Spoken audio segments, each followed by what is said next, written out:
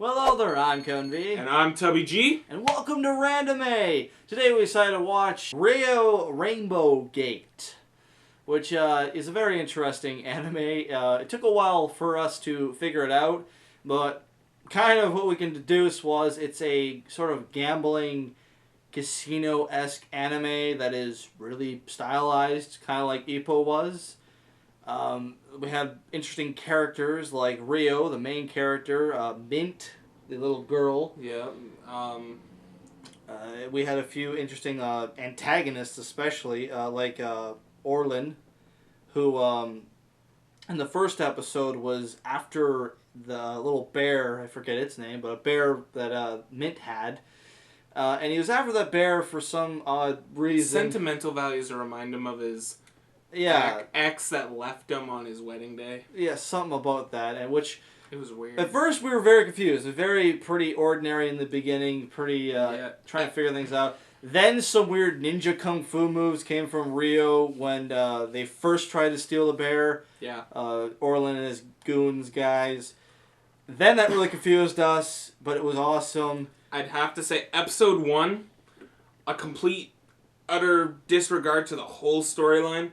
It was kind of just there, kind of just introducing the characters. Yeah, it was a very slow introduction, but it introduced pretty well by the end, especially when the ending of one, which is, the episode is Goddess of Victory, which is Rio's nickname, was a one-on-one battle between her and Orlin in a poker fight, like a poker one-hand match, which then became the over-stylizing part, became some weird fucking shit that I have never expected from that, and it was random. It was very interesting. I use that word a lot, but this one was interesting. Now, episode 2 was called Gateholder, and it kind of introduces the main storyline I find will be part of this film is these gate cards. There are 13 gate cards, and ends up Rio has one of them. She has number 7. And you learn that different people around the world have different gate cards, a different number. And they come and they will challenge you for your gate cards, and the winner gets the gate card, and whoever has all 13 gate cards is considered the greatest dealer in the world by some guild, some dealer's committee, guild. some guild. And so, that introduced sort of what we would be expecting, I guess, from this anime, which the antagonists are a part of these different dealers, I guess, to challenge her and whatever. So it introduced, the concept of gate battles, which are different games. Unlike the poker one, this one, which was with a dealer antagonist named Elvis, out of all people. Yeah.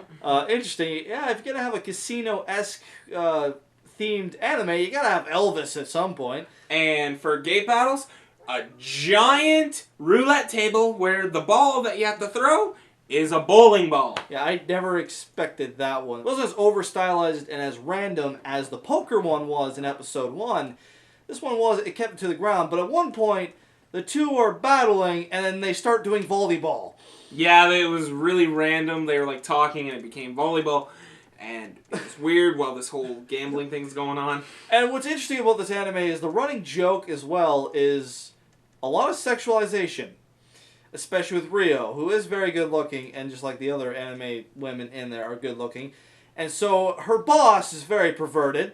In fact, actually mentioning about episode 1 with the poker fight, going back, the stipulations were, I've never even seen these before, heard about these before. The stipulation was this: if she wins, the bear is not Mint's, it's fine, whatever. If she loses, the bear is goes to Orlin, and she has to strip as well. That was another thing. And so with episode 2 came one of the weirdest transformations I've ever seen for clothing, which is, I guess, she changed from a normal, the normal outfit for them, which was kind of like a crop top kind of vest. It was skimpy enough already for a dealer costume. To a very small bathing suit with opened up short shorts. Yeah. That was very interesting, and I don't care what you say, that tops any Yu-Gi-Oh transformation ever. Yeah, that was yeah, it was. I know we're going over the place, but it's still baffling how many boob shots, ass shots, and beyond. Yeah. It's baffling. But then, at the same time, even with all of that, it does have a very interesting story with this whole gate battles and luck and casinos. You know, it's very interesting. So, how many out of 6 would you rate this? I'm gonna go 6 out of 6 on this. Holy! I'm gonna max out. You're gonna max out. Okay, what was the biggest appeal then for you? Boobs. The boobs. Boobs and ass. It had a lot of that, like that sexualization. That, I'm gonna sound like a pervert, but that drew me in. That drew me into like paying attention. I'm like, okay. And then the story, episode 1 was really weird, so I'm like, it's kind of lame.